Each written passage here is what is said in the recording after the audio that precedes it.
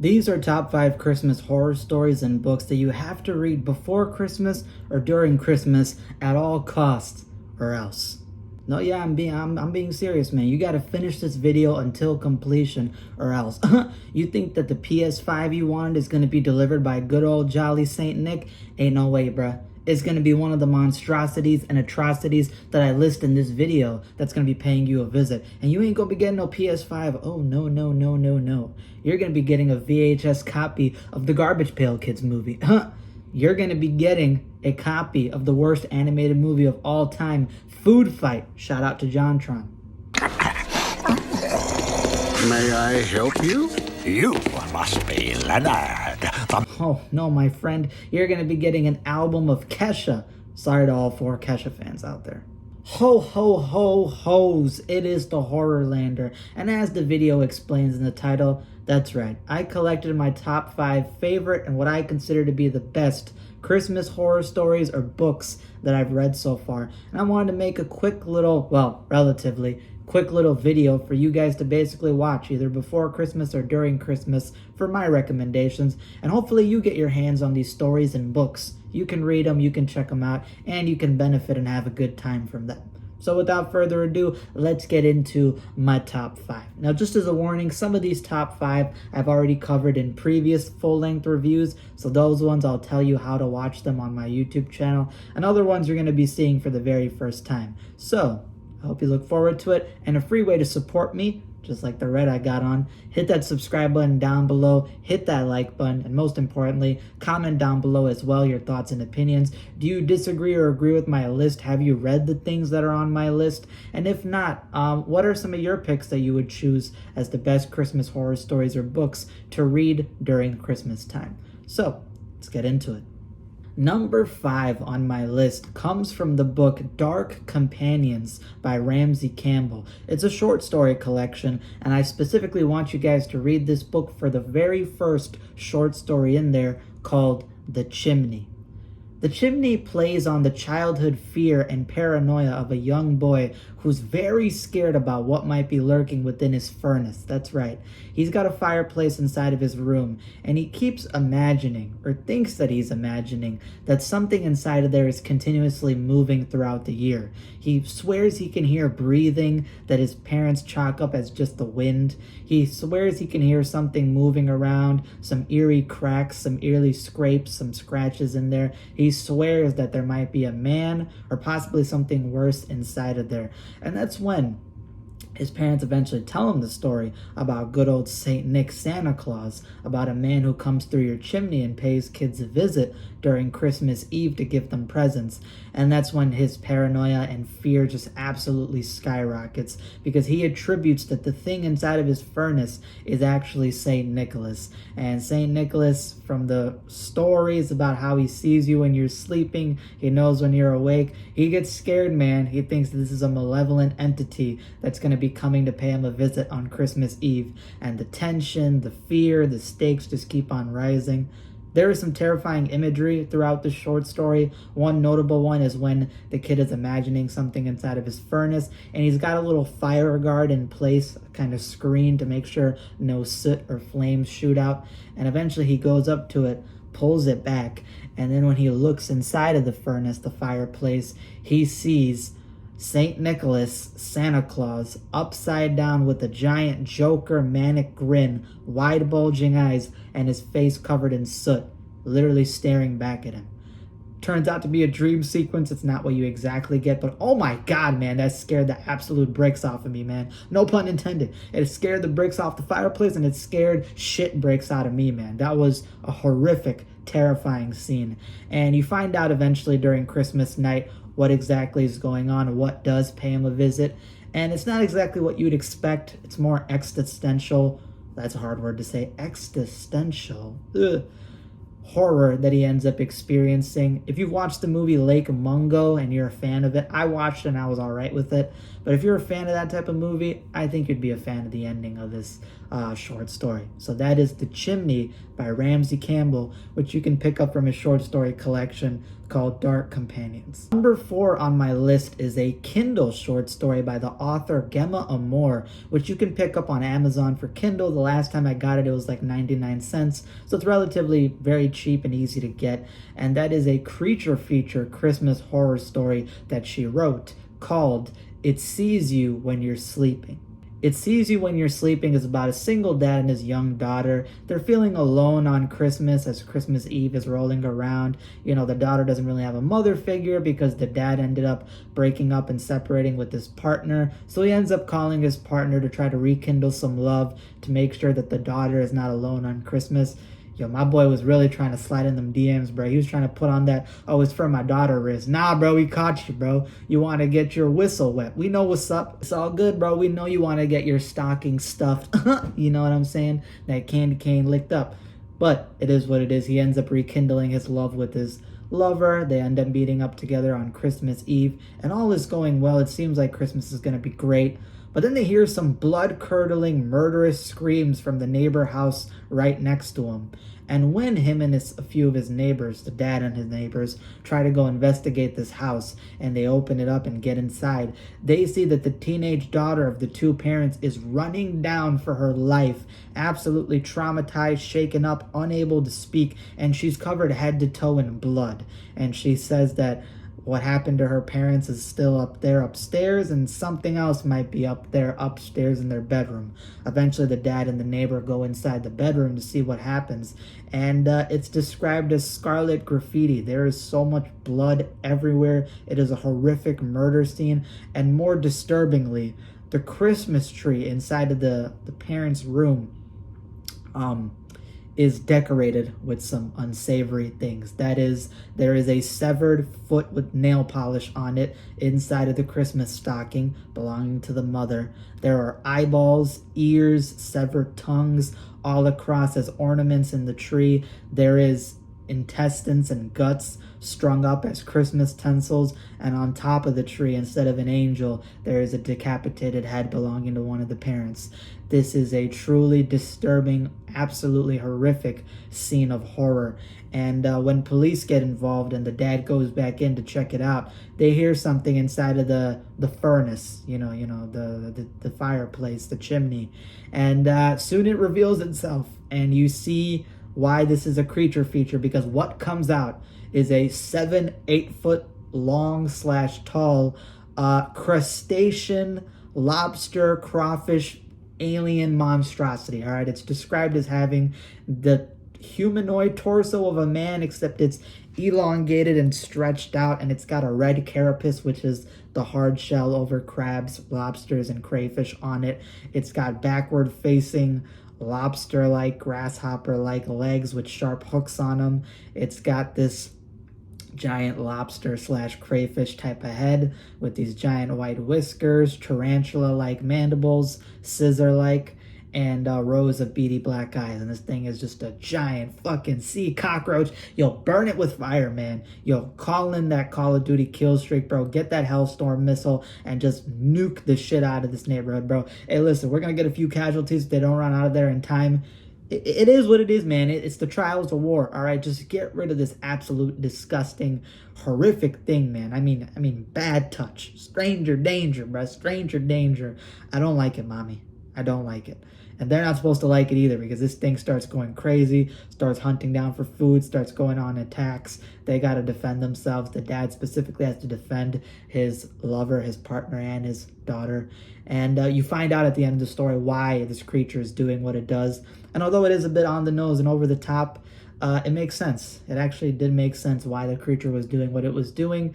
And there's some details you can pick up on that hint towards what's going on. So that was a very good short story. Definitely recommend you pick it up. I love creature features, and that's a great Christmas creature feature. So 100% check out It Sees You When You're Sleeping by Gemma Amor.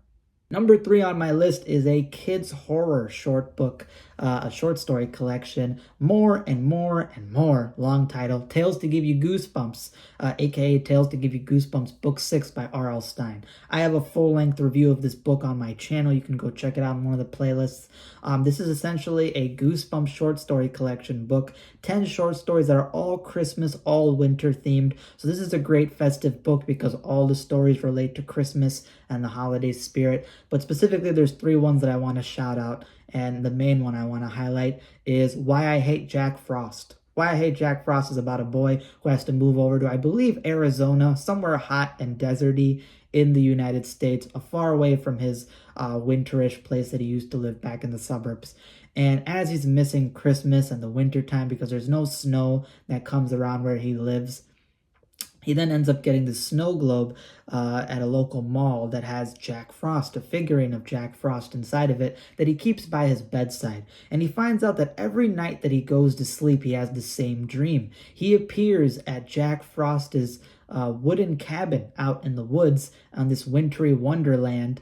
Jack Frost is this short elf dressed up as your typical elf, but he has these icy, jagged fingers, and he's got snowmen that are alive. He's got different snow features. You can sled all you want, snow ski all you want. You can enjoy all the winterish and wondrous activities that belong at this winter wonderland by Jack Frost. But every time that the boy wakes up, he ends up having this weird phenomena where, despite how hot it is outside, despite it being 95 degrees outside in the searing sun, he feels more and more and more cold every single day that this dream keeps reoccurring. And by the end of the story, you find out how Jack Frost plays into it, what's the deal with the snow globe, and there's a twist at the end of the story, which is very, very good. This is a 10 out of 10 short story. It's fantastic, embodies the Christmas spirit. I love the way they use Jack Frost. It is great.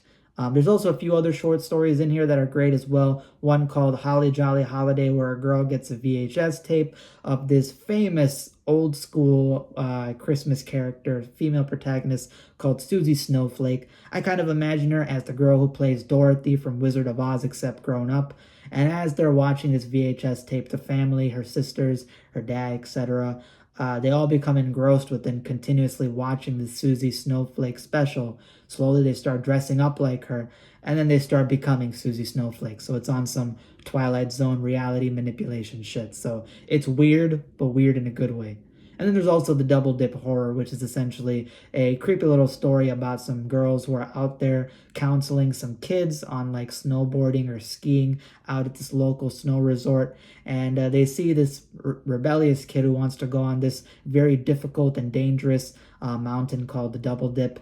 And they find out what the kid is. They find out what the kid exactly is responsible for, an urban legend regarding the snow resort, and how that plays into this very creepy, very atmospheric short story. So those are my 3 recommendations, but the main one is Why I Hate Jack Frost, and that's from Tales to Give You Goosebumps, Book 6. More and more and more Tales to Give You Goosebumps, which is very rare, very difficult to get, but hypothetically speaking, if you hypothetically in GTA made a free account in GTA on Internet Archive, you can possibly hypothetically read this book in GTA. Yeah, I'll say that. Number 4 on my list is from the worst horror book I ever read in my life, Hark the Herald Angels Scream. But there are 2 very good short stories from it. One of them I covered in my previous video. You can watch that. But the main one I did cover in a video a while back. So you can go to my playlist called The Best That I've Read or Watched. It's in there. This is called The Hangman's Bride by Sarah Pinborough. The Hangman's Bride kind of takes place in the same time period and setting that The Christmas Carol does with the Scrooge. This is back in the day when there was chimney boys and hangmen around, and this takes place with the main character who is an orphan chimney boy who gets picked up by this Scrooge-like businessman to go clean people's chimneys, and eventually they pass by this guy called the Hangman, who's a famous rich guy with his own eloquent and luxurious manner in this town, who basically has a very creepy habit of when he hangs people and hangs criminals, he'll go up to them and look them in the eyes as they suffocate and die. Extremely weird. But they get invited to clean the chimney at his luxurious manor. The main character ends up getting picked, and as they get there and he ends up cleaning the main chimney inside of this very beautiful room with all these wonderful artifacts, some Japanese tapestries, etc. When he's inside of the chimney cleaning it, he looks up and sees a demonic, all-white, pale corpse, a yokai-like woman demon that is hanging upside down like an insect, like a bat, and looking at him with these dead eyes, and it starts crawling towards him upside down. And he gets this primal instinctual fear that if she touches me, I know that I will 100% die. So he scurries down the chimney in fright. He suffocates on the soot, and he ends up getting basically put into bed by the caretaker of the house. She gives him food, lets him rest for the next day to finish the job. And then when he's inside of his room, he sees the stepsister of the house basically put out the fire that's in his room, leaving the furnace open. And when he wakes up in the morning, the caretaker basically scolds him, saying, "Why'd you wake up in the middle of the night? And you got soot all over my floor, so you were by the furnace for some reason." And he goes, "What? I was knocked out the entire night." And he sees footsteps of soot that are coming towards from the furnace to his bed, which means that yokai woman probably paid him a visit and was watching him while he slept. So, in order to save the family, because he cares about them, he has to find out the mysteries of the house. What's the deal with this yokai-like demon woman inside of the furnace? And he finds out what the reason is, and it comes to a horrifying, creepy, but yet beautiful and bitterly sweet ending. And this is essentially, in my opinion, this is essentially like one of the most perfect Christmas horror stories out there. It is fantastic. And the way it ends is with the grandpa finishing telling a story to a young kid. And you get some context as to who the grandpa might be. So that is The Hangman's Bride by Sarah Pinborough, a 10 out of 10 Christmas horror story. And finally, the best of them all, number one, is the best horror book that I've ever read in my life, easily up there as the best horror book I've ever read in my life. It is long, it is 700 pages, but don't raise an eyebrow. It flies by like a dream. And I've read books that are 500 pages, 400 pages, that are so wordy, so boring at times, so just mouthy that it gets boring. But no, here it feels like you're watching a movie, you're watching a TV show, but it's reading a book. And it's by Stephen King's son, the prolific horror author Joe Hill, none other than Nas Feratu. I've made 2 full-length videos on my channel about it. Go to the best I've read and watched, that playlist as well. You'll find my review of it on there, as well as go to my adult horror playlist. It's on there as well. Nas Feratu is about a young girl who grows up with some parental trouble, so she's oftentimes riding around her suburb area just free, and she ends up finding out that she has this unique supernatural ability where she can mentally create this rickety old dinkety bat-infested bridge that she can cross over this bicycle that her father got her on. And when she rides this bicycle, every time she crosses this bridge, she's able to end up in a different part of the world, in a different part of the United States. So she's able to long distance travel and teleport with this bicycle and imagining this bridge. She doesn't know how to control this ability, but she possesses it nonetheless. And you find out that there's a bunch of people around the United States and all these areas who have these abilities, these weird powers. And most notably is the main villain of the book, an old man called Charlie Manx, who's a prolific uncult serial killer and child molester, assumably, who kidnaps children, does what he does with them, and then murders them. But he claims that he takes them to a place called Christmas Land, a winter wonderland amusement park where kids don't have to worry about parents. They can experience the beauty of Christmas every single day, enjoy it, and have a wondrous time. And as the story unfolds, the main character finds out more about Charlie Manx, gets caught up with him, tries to find a way to stop him when she grows up and realizes that now her kid is being targeted by him. And oh my God, this book is terrifying. It's horrifying. The storytelling is beautiful. It's emotional. It's amazing.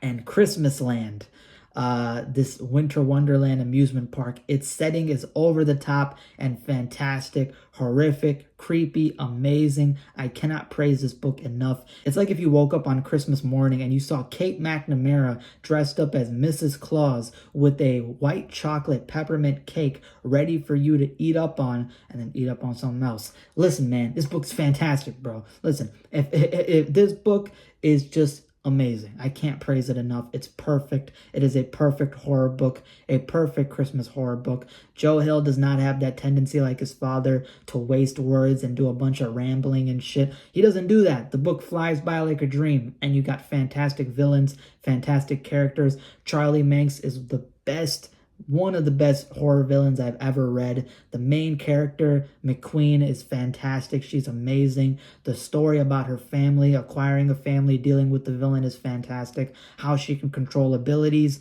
meet other people who have abilities. And the climax of Christmas Land is horrifying, amazing. Getting to there is just wonderful. Some fantastic scenes, villains, action scenes, and the ending is bitterly sweet. So 100% my highest recommendation. Not just a 10 out of 10, but a goddamn 100 out of 10. Amazing. That's my video. I hope you guys enjoyed. If you did, once again, hit that subscribe button, hit that like button, support me down below. That's all I got for today. Hope you guys enjoy Christmas, get many wonderful gifts, spend some quality times with your loved ones, and enjoy the wintry spirit before it goes away. That's all I got. Deuces and God bless. Arrivederci.